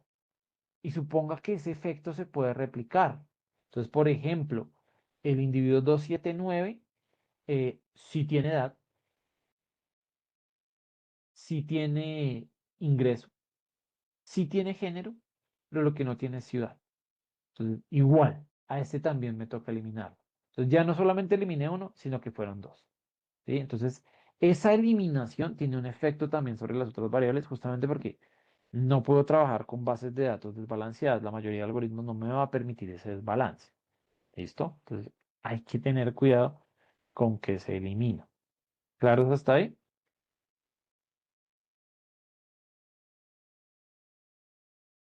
Sí, señor. Perfecto. Diría, ¿con qué se elimina y cuándo se elimina? ¿Cuándo no se puede eliminar? ¿Listo? Entonces, ese es la más fácil, es la más natural que uno se le viene a la mente, pero hay que tener mucho cuidado con cómo se hace y cuándo se hace. Listo. Entonces, supongo que usted dice y ha mirado y dice, bueno, yo tal vez no puedo dedicarme a eliminar datos así como así. Debo buscar otras metodologías. Entonces nos quedan otras dos opciones. Es lo que se llama rellenar o imputar datos usando medidas estadísticas, por ejemplo, media, mediana o moda. O algo que se llama imputación avanzada, que eso vamos a ver creo que en nuestra unidad número 3, que es básicamente usar algún modelo de predicción o algún otro tipo de metodología más allá de la media, moda y mediana. Digamos, esto de acá de imputación avanzada se puede poner tan complejo como a usted se le ocurra. El tema es que nos vamos mucho por este lado porque hay que recordar que estamos en el contexto de minería de datos, es decir, conjuntos de datos grandes. Y en conjuntos de datos grandes, este tipo de medidas suele ser una buena solución o una solución que resulta, digamos, ideal, es porque va a ser rápido y no va a haber tanto consumo de recurso computacional. Porque si yo tengo que hacer, digamos, algún modelo que consuma datos, que tenga que hacer algo más complejo, al haber un volumen grande de información, eso va a consumir muchos recursos. ¿Listo? Entonces, media, mediana y moda en la mayoría de los software son funciones que están optimizadas para funcionar bien, para funcionar y funcionar, para la redundancia, con volúmenes grandes de información. Entonces, la función de mediana o de media en Python está hecha para proceder bastante bien y bastante rápido con volúmenes grandes de información, porque es algo que usted usa mucho y pues se han optimizado con ese fin. Entonces, las imputaciones a través de estas medidas suelen ser bastante rápidas y consumir poco recurso. Entonces, por eso se va mucho por este lado. ¿Listo? ¿Vamos claros hasta ahí?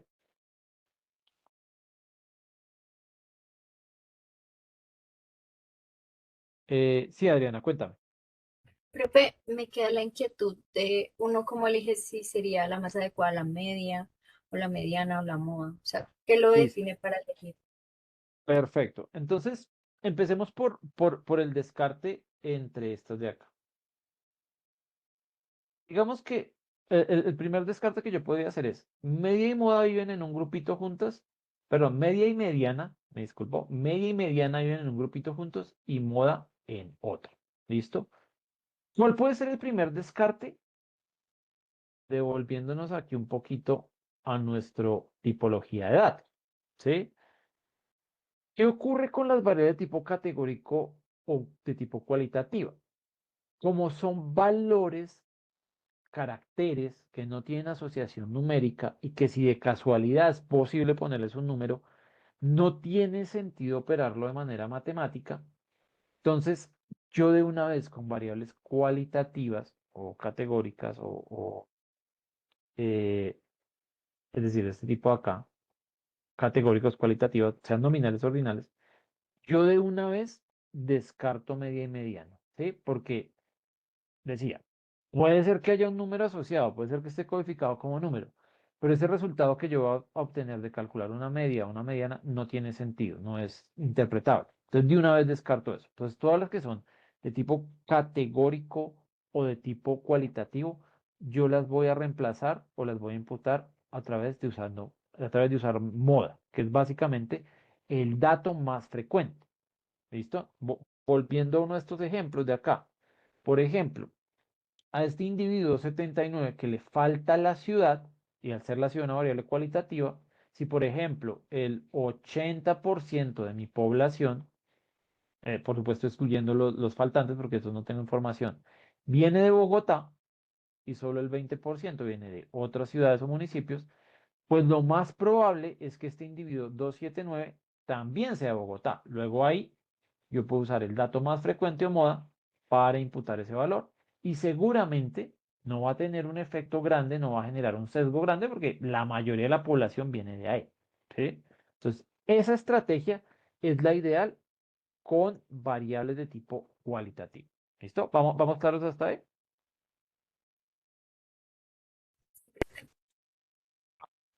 Listo. Ya con las variables que sí son numéricas, que tienen asociación numéricas, que se pueden interpretar como números, están las posibilidades de la mediana y la media. ¿Qué ocurre con la media? Habíamos hablado, valores atípicos muy pequeños o muy grandes la van a afectar. Entonces yo puedo echarles una revisada a qué pasa con el resto de la base de datos, qué pasa con los que no son nulos. Si hay cantidades de atípicos importantes, que eso también es algo que vamos a mirar posteriormente en el curso, tal vez la media no sea, la media o promedio, no sea una medida ideal porque se va a sesgar y va a tender a poblar o a imputar esos datos faltantes con valores influenciados por estos extremos. Tal vez en ese caso es mejor irse por la media, por la mediana, perdón, que es una medida más robusta, que se deja influenciar menos de estos valores extremos y se va a ir más por el centro de la población. ¿Listo? Esas es como las escogencias generales que se hacen, que hacemos, digamos, las revisiones que hacemos. ¿Es claro hasta ahí? Vale, perfecto. Listo. Entonces, como les decía, eso va a ser como el tipo de imputación general que vamos a trabajar. Rellenar con medidas estadísticas, que es rápido porque tiene sentido, no genera mayor sesgo, bueno, cuando se pueden garantizar estas condiciones y se hacen esas revisiones, y me va a permitir como conservar mi data final, mi data depurada, mi data imputada, perdón, sin introducir un sesgo innecesario. ¿Listo? Porque no se trata de arreglar por arreglar, como mencionamos anteriormente. Si el arreglo genera más daños, mejor eliminar, o sea, no, es mejor no introducir sesgo a la población. ¿Listo? Ahora, digamos que de imputación avanzada, esto, por un lado, como decía, puede hacer mucho consumo computacional y por otro, puede requerir conocimientos adicionales, ajustar modelos particulares, saber de usar esa técnica. Entonces, esto puede generar retrasos en el proceso de preprocesamiento. Es decir, el preprocesamiento es muy importante, pero si yo tengo un, un proyecto de minería de datos a 3 meses, digamos, planeado, y me va a gastar 2 meses y medio preprocesando, no me queda suficiente para la parte dura del tema. Entonces, sí hay que dedicarle tiempo, sí hay que hacerlo juiciosamente y con conciencia, pero no puede llevarse la mayor parte del tiempo en preprocesamiento. Entonces, esto me puede generar retrasos porque me toca aprender la metodología, aplicarla, bueno, se puede complicar. ¿Listo? Vamos a hablar de algunas metodologías así de manera muy general, como dar algunos ejemplos. Eh, Uno de los, digamos, de los ejemplos mm, o de las metodologías adicionales que se puede usar es lo que se llama la interpolación. Pero ahí yo requiero como que exista cierta estructura, usualmente temporal, en mis datos. Esto les va a sonar mucho a aquellos que están también en el curso de series de tiempo conmigo. Entonces, vamos a suponer lo siguiente. Yo tengo una base de datos, o lo que estoy midiendo es una base de datos, por ejemplo, de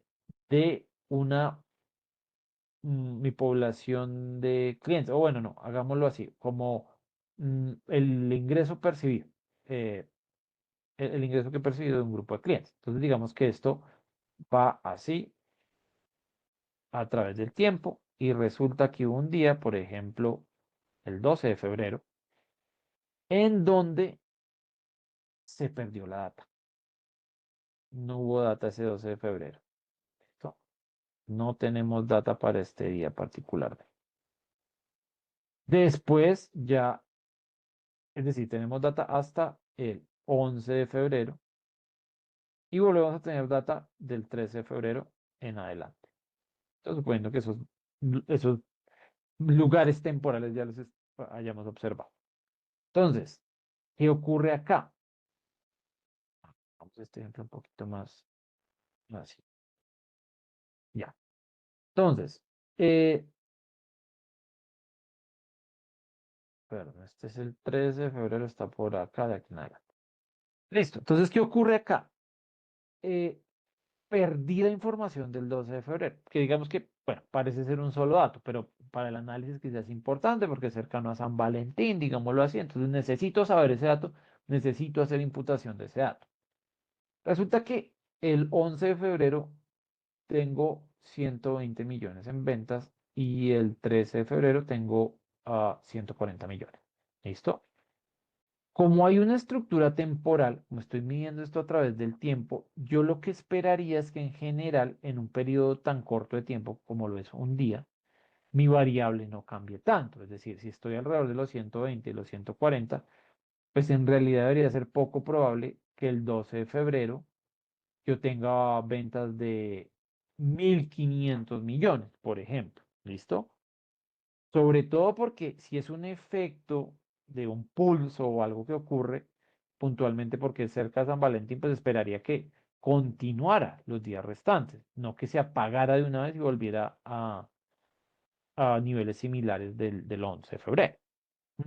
Entonces, esta secuencia temporal o esta asociación temporal lo que me permite a mí suponer es que para saltar de 120 millones el 11 a 140 el 13 de febrero, en algún momento la variable pasó por el punto intermedio. Es decir, si estoy aquí en 120 y aquí en 140 y aquí en 120, el punto intermedio serían 130. Entonces, la variable en algún momento debió pasar por 130. Lo que voy a suponer aquí es que esa va a ser mi mejor estimación para ese dato faltante, el punto intermedio entre ellos dos. ¿Listo? Y como espero que mi variable no cambie tanto en un corto periodo de tiempo, esa sería una buena aproximación que no introduzca tanto sesgo a mi variable. ¿Se entiende hasta ahí?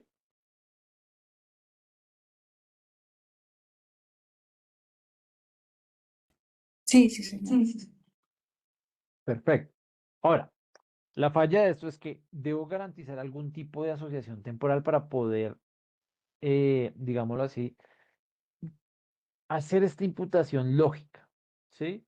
Porque no se trata solamente de que estén cerca, ¿sí? Se trata que haya una cuestión temporal asociada. Por ejemplo, sigamos acá, yo tengo el individuo 1, 2, 3 faltante, digo, no vea, pues voy a usar para imputar al 1279, al 279 y al 685, porque están cercanos en la base de datos. No, el ordenamiento o cómo están en la base de datos puede ser algo arbitrario, puede ser simplemente ordenado por nombre alfabéticamente o por ID. Entonces no hay una relación en su ubicación en la base de datos, ¿sí? No, lo que sí existe con la asociación temporal. Aquí no existe eso, entonces imputarlo con estos dos sería supremamente arbitrario. No tiene ni siquiera sentido. ¿Listo? Entonces, por eso la imputación con este tipo de técnicas requiere de alguna información adicional o de ciertas consideraciones adicionales. Por eso es quizá más fácil ah, hacerlo a través de las medias, medianas o modas. ¿Listo? Ahora, también con el contexto de la temporalidad, algunas otras imputaciones que se pueden hacer es a través del ajuste de un modelo. Volvamos, digamos, al ejemplo de que tenemos este dato faltante acá. Y una de las metodologías que a veces se usa es, bueno, con la información hasta el 11, usted puede ajustar un modelo de series de tiempo. Usted, por ejemplo, digamos que su modelo es bastante bueno y su modelo dicta esta tendencia. Y lo que usted puede hacer es pedirle al modelo que con la información hasta el 11 le haga la predicción del 12 de febrero. Entonces, digamos que su modelo dice que la continuidad sería esta, la predicción está acá. Entonces, usted usa ese punto de predicción como el valor para imputar y continúa su serie de tiempo con los otros valores disponibles después del 3 en adelante. Como eso trae un modelo de fondo, en general, y dependiendo qué tan bueno sea el modelo, va a generar una imputación bastante robusta. Esto que tenga mucho sentido. Ese tipo de cosas también se hace. A veces no solo con modelos de series de tiempo, también algunos modelos de Machine Learning también se usan para hacer esa imputación. Alguno otro tipo de algoritmos. ¿Listo? Eso también se usa mucho. Volvemos a lo mismo. Para imputar un solo dato, qué tanto tiempo y qué tanta metodología y qué tanto recurso computacional quiero gastar. ¿Listo? Esa parte es importante. ¿Vamos claros hasta ahí?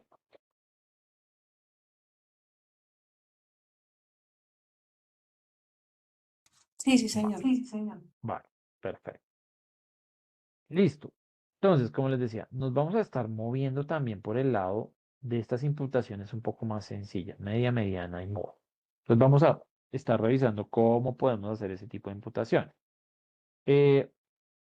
Como les había mencionado, quiero usar un poquito del tiempo para que miremos el tema de la base de datos. Esta base de datos que es la de movilidad del conjunto de datos de Nueva York, para que puedan ustedes como tener una idea de cuál es el conjunto de datos. No es obligatorio el conjunto de datos, ustedes pueden usar sus propias bases de datos, pueden usar conjuntos de datos de su empresa, claro, teniendo en cuenta mucho lo del tema de la anonimidad de la información, que por ahí no usen cédulas reales de clientes, que por ahí no usen información de ingresos, estados financieros, cosas así delicadas.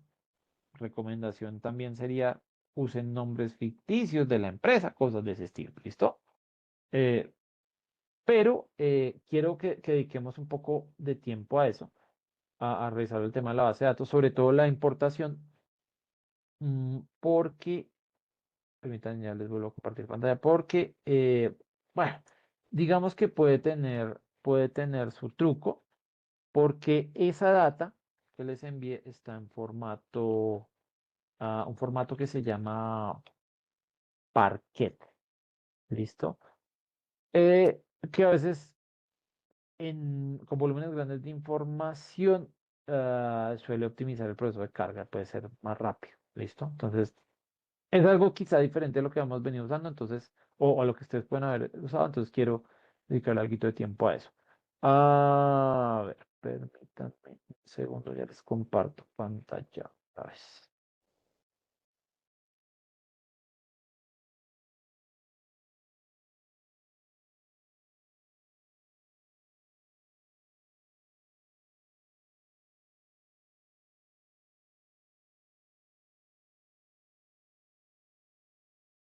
Ah, ok,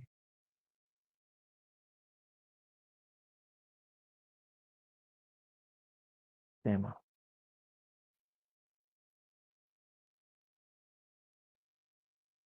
Ok, listo. Porfa, me confirman si están viendo mi pantalla. Deben estar viendo mi pantalla de Colab en este momento. Sí, sí, señor. Perfecto. Listo. Este más o menos fue el notebook que les envié. Ah, recuerdo que les di acceso, debe estar para acceso con link. Anyone with the link. Sí, correcto. Igual, lo copio acá en el chat por si algo. Si no lo tienen por ahí.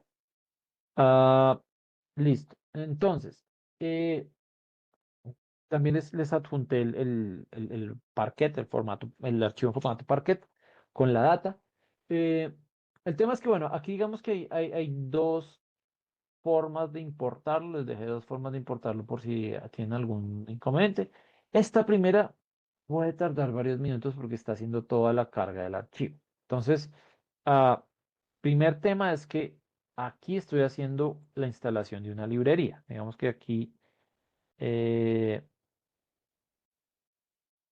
lo que hace es simplemente hacer la instalación de esta librería FastParquet para poder hacer uso de las herramientas de importación de Parquet. Digamos que aquí corrí el código, lo puedo hacer de dos formas, dando clic aquí en esta flechita o con el control enter para correr la celda o con shift control para correr y además moverme a la siguiente celda. Digamos que así es como funciona.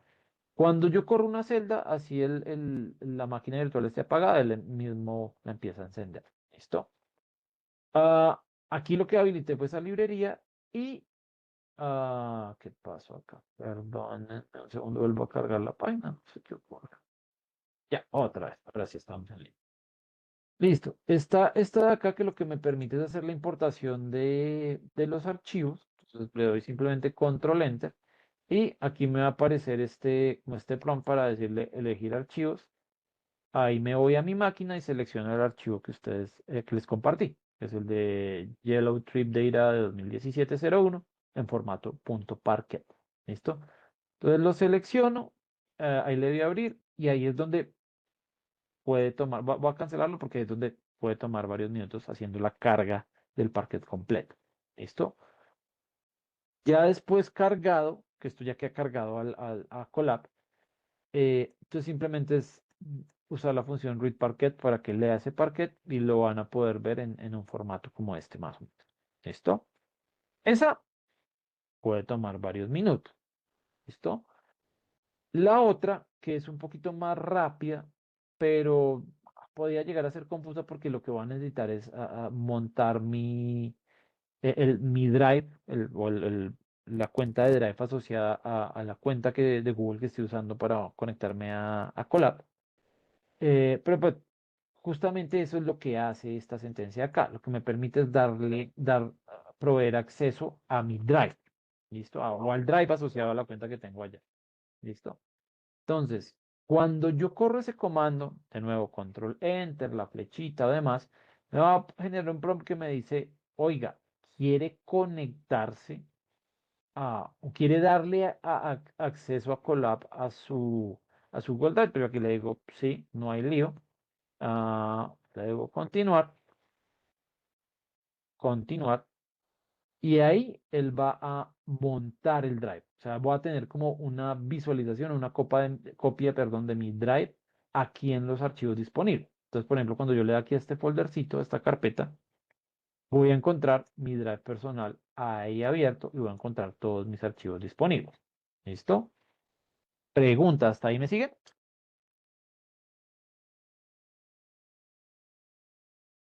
Sí, sí, señor. Vale, perfecto.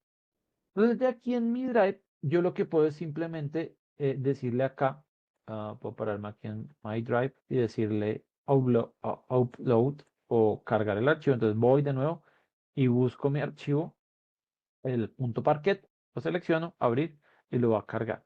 Cargándolo directamente al drive va a ser mucho más rápido que con este comando, con esta sentencia de acá. ¿Listo? Yo, si mal no recuerdo, ya está acá. Si ustedes pueden ver aquí, está el .parquet, el mismo archivo que les envié. Entonces yo ya lo cargué, pero no toma mucho, par de minutos. ¿Listo? Entonces, una vez cargado el archivo, yo lo que voy a necesitar es simplemente la ruta dentro del drive en donde quedó el archivo. Entonces, una muy sencilla es irme aquí a los tres puntos y decirle que copie el path o la ruta del archivo. Yo le puedo aquí dar copiar, pegar acá y ahí quedó. ¿Listo? Que es justamente esto que está acá. Simplemente reemplazo acá en donde haya quedado en el drive de cada uno. Y ya con esta ruta, él va a poder hacer la carga del archivo. Entonces vamos a correr por ahora solo esta parte. Entonces simplemente le doy la ruta y le digo read.parquet de la ruta que le mencioné. Listo. Eso no debería tomar tanto. Quizá un par de minutos. La última vez que lo corrí, no, 11 segundos. No es nada. ¿Listo? Entonces, aquí, este es un archivo de datos. Si le ponemos, por ejemplo, el shape acá, que es como el tamaño, filas y columnas, son 9.700.000 filas, 19 columnas. Entonces es bastante extenso. Aquí tenemos que irnos acostumbrando a no mirar todo el archivo completo, sino hacer previsualizaciones pequeñas, porque eso consume recursos. ¿Listo? Entonces aquí podemos, para ir a hacer una revisión de qué tenemos ahí incluido, vamos a hacer df, que es donde quedó guardado, el data frame donde quedó guardado mi archivo Parquet, o sea, migrado a un data frame de pandas. Df.get. Esto lo que me va a permitir es mostrar un número determinado de filas. Aquí, por ejemplo, vamos a ponerle que nos muestre las primeras 15 filas del archivo. Control Enter para correr este asunto. Y aquí podemos ver qué data tenemos incluida: vendor ID, pickup date time, drop off time, passenger count, trip distance. Varia información tenemos ahí disponible. Claro, me fueron como varias. Y ahí podemos ir consultando qué información hay por ahí disponible. ¿Listo? De una mano levanta. Daniel, señor. Profe, una consulta, pues por lo menos en el caso del parquet completo, tiene Sí, cerca de 10 millones de registros. sí. Pues yo quiero hacer una gráfica, un box plot de alguna de las variables. ¿Trabajo con los 10 millones de registros, con la Sí. población completa, o trabajo con una muestra pequeñita seleccionada? Ahí la idea es que, digamos, como ya tenemos la data cargada, ya está cargada como un data frame de pandas, en general debería estar optimizado y no debería tomarnos tanto tiempo. Como la idea es ya poder trabajar o poder revisar, habría que hacerlo con la data completa si ustedes se dan como una idea general de qué hay incluido. Listo. No debería tomar mucho tiempo. A ver, quizás un poquito más lento que un archivo como los que hemos usado previamente, tal vez, pero no debería ser excesivo el tiempo de cómputo. ¿Listo? Pero trabajando con la totalidad Con de la los totalidad. registros del Sí, data. señor. Correcto, así es. Gracias. Vale, perfecto. Listo. Entonces, este es como para que vayan examinando el archivo, como les decía. A ver, no es una camisa de fuerza, pueden usar lo que ustedes quieran, pero pues ahí se van dando como una idea de qué variables por ahí sirven, qué pueden tener y si desean trabajar con este, si les genera inquietud, digamos, que es también muy importante cuando uno esté en un proceso de aprendizaje, trabajar con cosas que le generen a usted inquietud y que le generen ganas de trabajar con eso. Si usted el tema ay, bueno, si los taxis de Nueva York, muy divertido y todo, pero eso no me genera ganas de aprender, ganas de trabajar la data, es mejor algo que me traiga eso. ¿Listo? Entonces, era eso como lo que les quería mencionar respecto a eso para estar seguros que esté funcionando el tema de la importación. ¿Listo? Respecto a nuestras temáticas puntuales, pues bueno, nos queda es como ah, revisar este tema. ¿Listo? De cómo hacer imputación. Entonces, ah, no sé si nos dé el tiempo. Bueno, podemos avanzar un poquito y ya sobre eso vamos trabajando. Entonces, vuelvo aquí a Drive. Y lo que voy a hacer es, vamos a tener un notebook sobre el cual vamos a estar trabajando para poder, digamos, ir avanzando en todo lo que sea durante la clase que vayamos trabajando en data, en software, perdón, en software. Entonces, voy a crear aquí un nuevo notebook de Colab, y lo vamos a bautizar minería de datos. Vamos al grupo 2 y llamémoslo esto sesión número 2, por ejemplo. Esta es con nuestra segunda clase. Entonces, Digamos que para hacer la vida un poco más fácil, podemos trabajar con algunos ejemplos de los que están incluidos en Python como referencia. Hay varios ejemplos.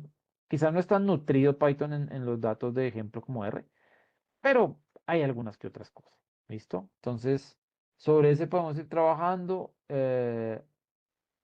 Bueno, ya estamos como muy sobre el tiempo. Sobre la próxima empezamos a trabajar sobre esto. Revisamos imputación de números, qué otras alternativas podemos ejecutar. Desde Python es bastante sencillo. Par de líneas de código, ya se hace la imputación de variables con MISI. ¿Listo? Ah, estamos ya muy sobre el tiempo, entonces creo que podemos dejar por acá.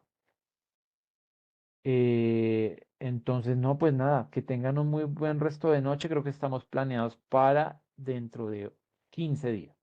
La siguiente semana no tenemos sesión.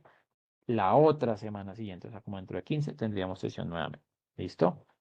Entonces, que tengan un muy buen resto de noche. Nos vemos en 15 días.